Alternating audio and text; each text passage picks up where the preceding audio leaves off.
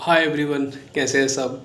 Sorry for being late, although I promised कि video कल आ जाएगी और नहीं आ पाई बिकॉज एक स्क्रिप्ट रेडी करनी थी जिसके अंदर आपको बताना था कि अच्छा ये सब्जेक्ट्स हैं और ये चीज़ें इंपॉर्टेंट है। तो थोड़ा टाइम लग गया उस चीज़ में। तो पहले सोचा कि फर्स्ट एंड सेकंड ईयर के लिए साथ में वीडियो बनाई जाए, लेकिन बाद में समझ आया कि वीडियो बहुत लंबी हो जाएगी, थोड़ी बोरिंग भी हो सकती है। तो थोड़ा दो पार्ट में करते हैं, पहले फर्स्ट ईयर के लिए फिर सेकंड ईयर के लिए, ठीक है। लेकिन मेरा सजेशन ये रहेगा कि सेकंड ईयर जो सेकंड ईयर में है वो दोनों देखो और फर्स्ट ईयर वाले दोनों देखो, ताकि आपको पता रहे कि अभी आपको क्या करना है और बाद में क्या करना है, और सेकंड ईयर को पता रहे कि अभी उनको क्या करना है और वो क्या मिस कर चुके हैं, ताकि वो उसको बाद में कंपनसेट कर सकें। कंपनसेट मतलब उसका भुगतान कर सकें, उसको कर सकें सिंपल भाषा में। तो स्टार्ट करते हैं। स्क्रिप्ट मतलब सब्जेक्ट्स के मैंने कुछ नाम लिखे इधर जो आपके फर्स्ट ईयर और सेकंड ईयर में आते हैं। सबसे पहले तो फर्स्ट ईयर को वालों के लिए वीडियो है, तो वेलकम टू फार्मेसी फील्ड। और अभी just get adapted to your college. अभी just make new friends, explore करो, फार्मेसी के स्कोप समझो। कोई बोलेगा बहुत स्कोप है, कोई बोलेगा बिल्कुल स्कोप है ही नहीं, कहाँ आ गया तू। स्कोप है, इट डिपेंड्स ऑन यू कि आप उसको कैसे अपने लिए बनाते हैं, कैसे अपने लिए मेक श्योर करते हैं कि आप उस तक पहुंचेंगे। स्कोप ज़रूर है और बढ़ने ही वाला है आगे समय में, ठीक है। ये बात जो लोग कहते हैं कि नहीं है स्कोप, वो भी सच है। तो एक्चुअली वो सच तब है जब एक कैंडिडेट, एक स्टूडेंट जब कुछ नहीं पढ़ रहा, तो फिर वहाँ भी वो सच है। तो it's all depends on you कि आप स्कोप कितना बना सकते हो, करियर कितना वहाँ से बना सकते हो। स्कोप सारे हैं और उसके लिए मैं बैठा हूँ बताने के लिए कि क्या क्या स्कोप है। तो make sure you are connected to us, ठीक है। सबसे पहले तो यार just you are in a new field, just make new friends, explore the field. New college, अगर घर से दूर गए हॉस्टल में तो वहाँ भी just enjoy and it's a new journey that you are going to have, so all the best from my side। अब पढ़ाई की बातें कर लेते हैं, चलो। तो सबसे पहले मैं फ़र्स्ट सेम की बात कर लेता हूँ। फर्स्ट सेम के अंदर जो सब्जेक्ट्स हैं वो है HAP analysis, pharmaceutics 1 and inorganic chemistry. Now HAP analysis, pharmaceutics, inorganic chemistry, इसके अलावा एक सब्जेक्ट और भी था जो मैंने नहीं लिया क्योंकि वो इंपॉर्टेंट नहीं है, बिल्कुल ही इंपॉर्टेंट है ही नहीं वो, तो मैंने लिया ही नहीं, ठीक है। नाउ HAP मैं बता देता हूँ। HAP इज़ वेरी इंपॉर्टेंट क्योंकि HAP आपका आगे जाकर फार्माकोलॉजी का बेसिस बनाता है। HAP मतलब क्या होता है कि आपके यहाँ बॉडी के अंदर कौन कौन से पार्ट्स हैं। अगर आपको यही नहीं पता कि आपके बॉडी में कौन कौन से पार्ट्स हैं, तो आप ये कैसे पढ़ोगे कि जब कोई पर्टिकुलर ड्रग आपकी बॉडी में एंटर करेगा तो वो मैकेनिज्म ऑफ एक्शन क्या शो करेगा। तो HAP is very important. GPAT में से 4 से 5 क्वेश्चन आते हैं, हो सकता है 5 6 7 भी आ जाए, लेकिन 4 एवरेज 100 पे आते हैं। तो बहुत ही इंपॉर्टेंट सब्जेक्ट है। मार्केट स्टार मार्क लगा लो, नोट्स बना लो, तो extremely important. Okay, now coming to analysis and titration. Now analysis आपका इतना इंपॉर्टेंट नहीं है। तो सर आप ये क्या बोल रहे हो, एनालिसिस तो मैंने बहुत सुना है बहुत इंपॉर्टेंट है। देखो एनालिसिस इंपॉर्टेंट है, बट अभी जो आपको पढ़ाया जा रहा है वो इतना इंपॉर्टेंट नहीं है। आपका एनालिसिस इंपॉर्टेंट आएगा थर्ड एंड फोर्थ ईयर में, लेकिन एनालिसिस में आपका जो टाइटरेशन वगैरह है और आपका बेसिक्स है वो आप क्लियर कर लो, बिकॉज बेसिक्स आना चाहिए, है ना, किसी भी चीज़ का।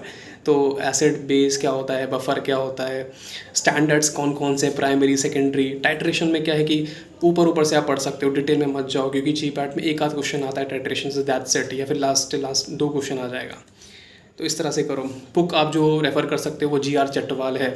HAP के लिए मैंने कोई बुक नहीं बताई क्योंकि बहुत मोटी मोटी बुक आपको बताई जाएंगी। पहली बात तो मैं क्लियर कर दूँ, ये जो वीडियो है वो GPAT के रिगार्डिंग है, सेमेस्टर्स के रिगार्डिंग नहीं है। GPAT सेमेस्टर दोनों अलग अलग चीज़ें हैं, अलग तरीके से पढ़ाई होती है। तो HAP के लिए आपको जो बुक रेफ़र करनी है और पर्सनल एक्सपीरियंस है वो है क्लास NCERT की 11th-12th बुक। वो उठाओ, वो पढ़ो, आपके HAP के सारे क्वेश्चंस बन जाएंगे। उठा के देख लेना, हो सकता है एक आध क्वेश्चन बहुत डिफिकल्ट आ जाए, तो उसके लिए आप कोई 1000 पन्ने की बुक थोड़ी पढ़ोगे यार, ठीक है। थोड़ा दिमाग लगाना भी ज़रूरी है। NCERT की बुक पढ़ो 11th-12th की, HAP completed. Now coming to pharmaceutics 1, that is I call it general pharmacy. तो ये आप आई थिंक RM मेहता आती है इसकी, या फिर आप कोई भी बुक से पढ़ सकते हो, और बहुत ही बेसिक है। फार्मास्यूटिक्स आपका एक सब्जेक्ट होता है जिसमें टैबलेट, कैप्सूल, ये सब आता है, उसका ये बेसिक्स तैयार करता है, ठीक है। तो ये चीज़ अच्छे से पढ़ लेना क्योंकि फार्मास्यूटिक्स इंपॉर्टेंट होने वाला है आगे समय में, थर्ड एंड फोर्थ ईयर में, है ना। इसमें डोसेज फॉर्म्स है, आपके कैलकुलेशंस हैं, चाहे वो फिर स्पिरिट्स के हों, अल्कोहल्स के हों, या एलिगेशन मेथड हो, या फिर पोस्टोलॉजी, वेरी इंपॉर्टेंट, ठीक है। फिर आता है इनऑर्गेनिक केमिस्ट्री।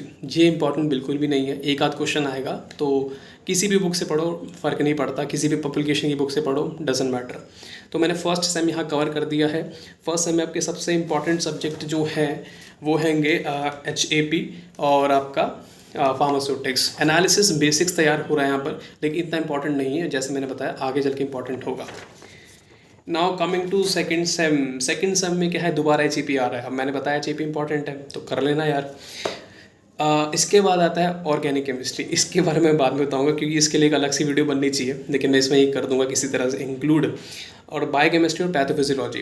तो बायोकेमिस्ट्री के पहले बता देता हूँ कि बायोकेमिस्ट्री के अंदर टॉपिक्स आते हैं carbohydrate, proteins, enzymes, vitamins, nucleic acids. Easy है, इम्पॉर्टेंट है। एक मोटी सी बुक आती है यू सत्यनारायण, अगर यू सत्यनारायण पढ़ना है तो उससे सिर्फ कार्बोहाइड्रेट, प्रोटीन्स पढ़ लेना। बाकी जो टॉपिक्स आते हैं ना बायोकेमिस्ट्री से, वो आप यूट्यूब से पढ़ लो या फिर किसी और बुक से पढ़ लो। और हम सोच ही रहे इस बारे में कि नेक्स्ट ईयर हम एक कोर्स निकालें जिसमें सारी चीज़ें एक साथ इंक्लूडेड हों। मे बी फरवरी या मार्च में हम कोर्स लॉन्च करने वाले हैं फर्स्ट एंड सेकेंड ईयर के लिए, ताकि बेसिक्स क्लियर हो जाए। तो we are focusing on that, because एक स्टूडेंट को अलग अलग जगह जाना ना पड़े कि यार हाँ यहाँ से ही पढ़ना चाहिए, यहाँ से पढ़ना चाहिए, सारी चीज़ एक जगह मिल जाए, उससे अच्छी बात क्या हो सकती है। तो पैथोफिजियोलॉजी का क्या है कि यार इसके लिए बहुत मोटी मोटी किताबें हैं और क्वेश्चंस आते हैं सिर्फ 3 से 4। So why to waste your time on that. तो again having said that, you can do pathophysiology from any publication book and may be YouTube, ठीक है। और जैसे मैंने कहा कि next year we are planning to bring something special, कि एक स्टूडेंट को अलग जगह से पढ़ना ना पड़ेगी यार हाँ यहाँ से पढ़ रहा है, टेलीग्राम से भी, यूट्यूब से, सारी चीज़ें प्रिसाइज मैनर पे एक जगह ही मिल जाए। तो नेक्स्ट ईयर वो प्लान्स हैं, तो make sure you subscribe the channel and stay connected with us so that you can avail the benefits, because वो course actually we are in process and काफ़ी स्पेशल रहेगा मतलब, क्योंकि बेसिक्स हमेशा बहुत स्पेशल होता है और जब भी आपको इमारत खड़ी करनी है तो नींव बहुत इंपॉर्टेंट होती है। तो मैंने यहाँ फर्स्ट सेम सेकंड सेम को बता दिया। अब आते हैं ऑर्गेनिक केमिस्ट्री पे, क्योंकि ऑर्गेनिक केमिस्ट्री छूट रहा है। लास्ट साल 15 क्वेश्चन आए थे ऑर्गेनिक केमिस्ट्री से, and that makes the organic chemistry one of the most important subject. Organic chemistry one of the most important subject in GPAT। अब कमाल की बात क्या है कि many students fear organic chemistry, because कभी अच्छे से पढ़ी ही नहीं है, नहीं क्लास 11th में, नहीं क्लास 12th में। तो यहाँ पॉइंट ये आता है कि अभी आपके पास टाइम है, डर है ख़त्म करो किसी तरह से। यूट्यूब चैनल्स हैं बहुत सारे। ऑर्गेनिक एक ऐसा सब्जेक्ट है ना यार कि कोई आप कितने बुक से पढ़ लो, लेकिन कोई पढ़ाएगा तो ही समझ आएगा, क्योंकि वो थोड़ा कंसेप्चुअल होता है और रटने वाला भी बहुत सारा ही है। तो यूट्यूब से पढ़ो। एक बुक का नाम बता रहा हूँ, भैल एंड बैल, जो कि एस चांद पब्लिकेशन की आती है, ठीक है, आप वो देख सकते हो। मैं नीचे नाम लिख दूंगा डिस्क्रिप्शन बॉक्स के अंदर, तो आप उसको रेफ़र कर सकते हो। अच्छी बुक है काफ़ी, एंड बट मेक श्योर कि आप किसी से सीखो, यूट्यूब से सीख लो। And next year we are planning a course for that, जैसे basics first and second students के लिए वी आर प्लानिंग सेपरेटली, ताकि आपको सारी चीज़ें अच्छे से समझ आए। तो we are working on that also. तो फर्स्ट ईयर के लिए मैंने आपको बता दिया, फर्स्ट सेम सेकेंड सेम के लिए। बाकी बहुत सारी चीज़ें, कितने आवर्स पढ़ना चाहिए, यू नो, और कौन कौन सी बुक्स और प्रेफर कर सकते हैं, कितना नोट्स बनाना चाहिए, तो सारा एक वीडियो में नहीं हो पाएगा। तो make sure that you connected to us. Timely will bring the videos so that you are updated कि आपको किस मैनर में किस तरह से पढ़ना है। लेकिन आपको थोड़ा सा आइडिया तो मिल गया होगा कि यार मेरे लिए क्या सब्जेक्ट इंपॉर्टेंट है, क्या नहीं।